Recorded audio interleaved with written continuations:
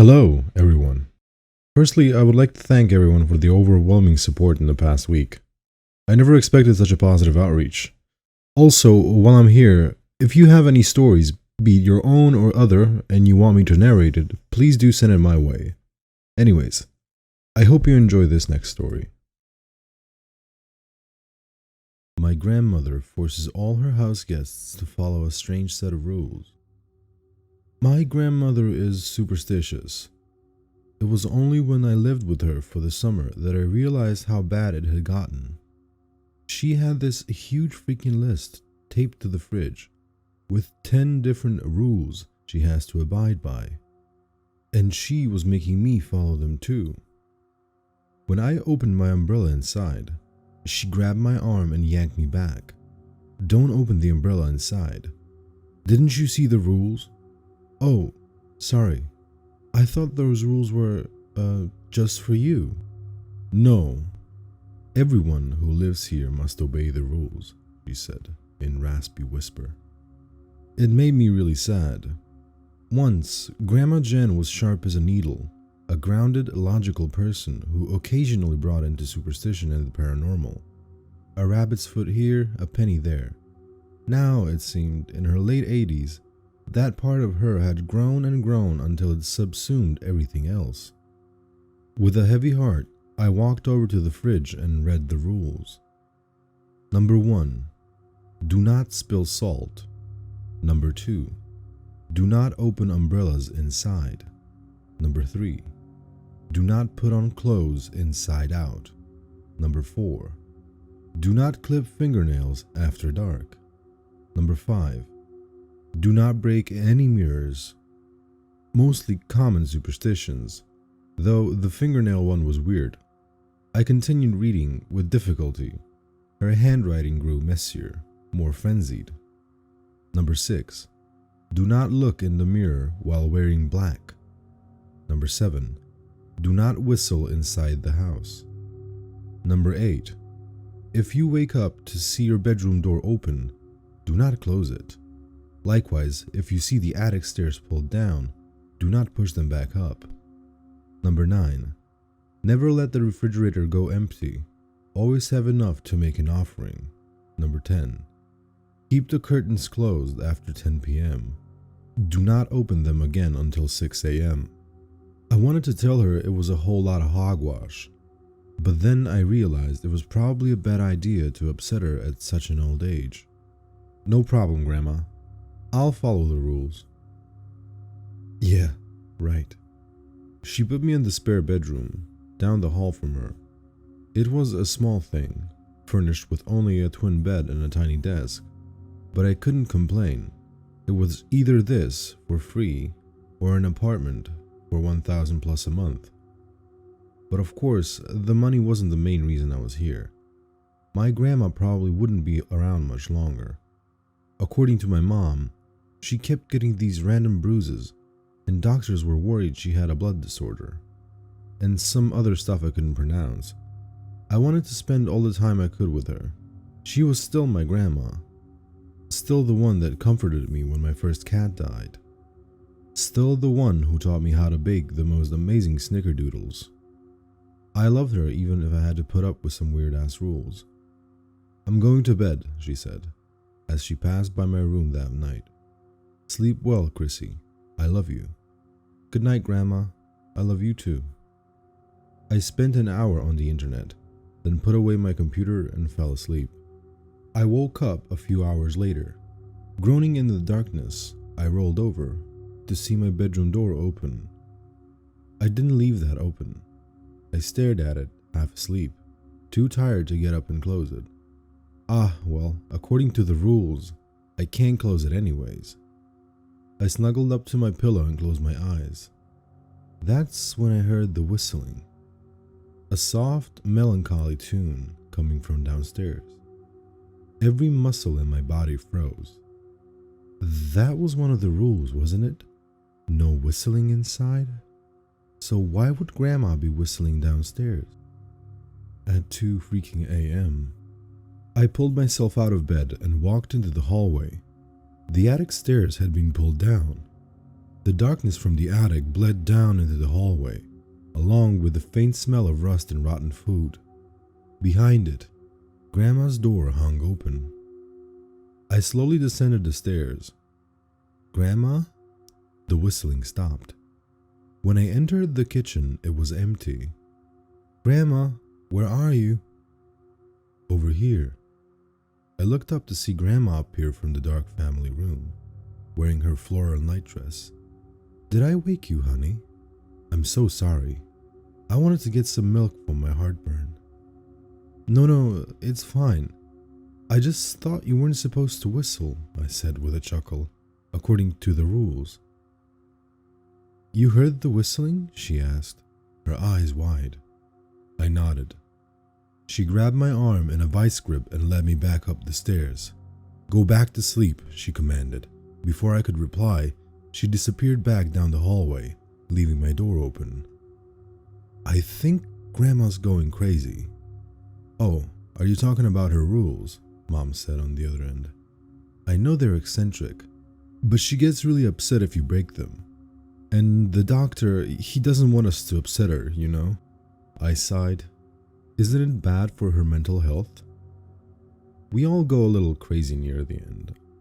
Uncle Finley thought the government was tapping all his phones in his 90s.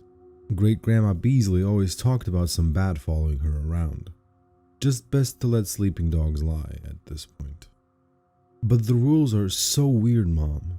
Like, really freaking weird. And I woke up last night at 2 a.m. to find the attic stairs pulled down. I mean, what was she doing?" "You know what?" Mom said, a bit of anger tinging her voice. "She lives by herself in that secluded little house, 365 days a year. The only socialization she gets is her weekly trip to the grocery store and monthly visits from your dad and me. Anyone would go a little nuts under those circumstances. Even you. Lay off her, okay?" "Fine." So I followed the rules. I was a good girl and didn't open any umbrellas indoors, do any whistling, or break any mirrors. Sometimes I'd wake up to see my door open in the middle of the night, but I just ignored it and left it open. A few times, when I made my way to the bathroom, I whacked my head on the attic stairs that were pulled down. Once or twice I heard the whistling again, but I ignored that too. Mom was right. So Grandma was a little crazy. We're all a little crazy, aren't we? Maybe time just scratches away all the normalcy we hide under, and we're all batshit insane at the end. Things were good as I accepted that reality. Then Sunday happened. I was watching Netflix when I heard a clink, then a shout. I threw my laptop on the bed and ran down the stairs. "Grandma!" I yelled, fearing the worst. "Grandma, are you okay?" I found her standing over the kitchen table, sobbing her eyes out. On the table was a salt shaker, tipped over, next to a pile of spilled salt. "I didn't mean... I was just cleaning up the plates and I... She could barely make cohesive sentences through the sobs.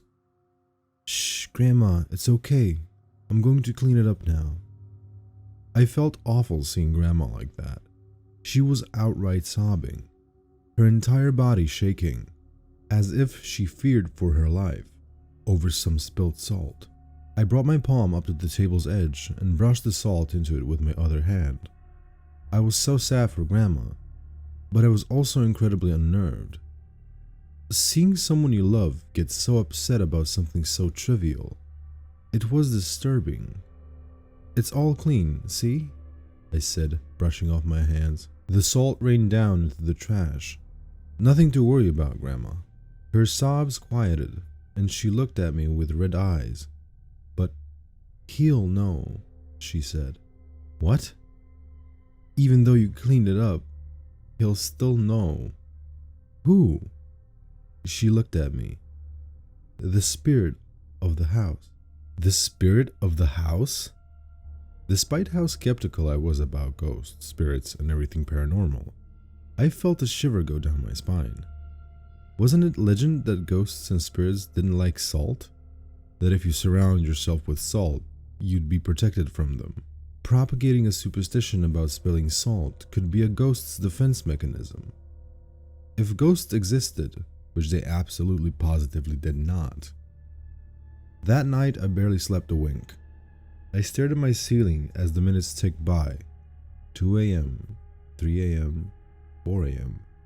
It was around 4:15 that I heard something stir, soft footsteps from overhead, from the attic. Every muscle in my body froze as I listened to the steps migrate towards Grandma's end of the house. Then the metallic whine of the attic stairs being pulled down, followed by footsteps. I forced myself out of bed. It took a huge, heaping serving of courage to do so, but I did. When I finally got to the door and pulled it open, the hallway was empty. Maybe the ghost is here right now, staring at me, and I just don't know it. No, shut up. Ghosts don't exist, you idiot. The back of my neck prickled with a distinct, awful feeling of being watched. But rather than run back into my own room, believe me, I really wanted to, I ran over to check on Grandma. Her door hung open as usual. Grandma, are you okay? Her bed was empty. Grandma, where are you? That's when I heard the soft sounds of sobbing below. I ran down the stairs, nearly slipping, and burst into the kitchen. Grandma stood in the kitchen. In front of her stood the spirit of the house. Not some dark, ethereal specter, not some white, translucent ghost.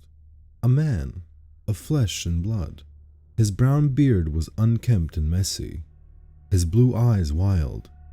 He wore tattered clothes, black boots, and a yellow-toothed grin. You've broken the rules of the house, he whispered, stepping towards her. She flinched and took a step back. Please, don't hurt me, she sobbed. I'm the man of the house. I make the rules. Grin growing wider, he raised his hand to smack her across the shoulder. No, I shouted. I charged at him. We collided and fell to the ground. Terror and relief washed over my grandma's face. Call the police, I shouted. Now! He tried to wriggle underneath me. I grabbed the nearest thing, a chair, from the kitchen table, and smacked him as hard as I could in the head. The man was a drifter by the name of Harold McCann. According to the police, he'd snuck into my poor grandma's house over a year ago. They found his living space in the attic, complete with a makeshift bed over the rafters, books and dishes that held my grandma's leftover food, the offerings. He'd slowly taken advantage of Grandma, persuading her over months to follow his rules. He told her he was an angry spirit of the house, and in her sensitive, mentally fragile state, she believed him. He made her swear to tell nobody of his existence. And whenever she broke the rules, he hit her, hence the bruises. My poor grandma. For the time being, she's moved in with me. We have a tiny little apartment near my college, and I've been helping her recover. She's doing well. She freaked out a little when I dropped a cosmetic mirror the other day, but overall, she's getting much better. She even whistles inside the apartment now. And it's the sweetest sound I've ever heard.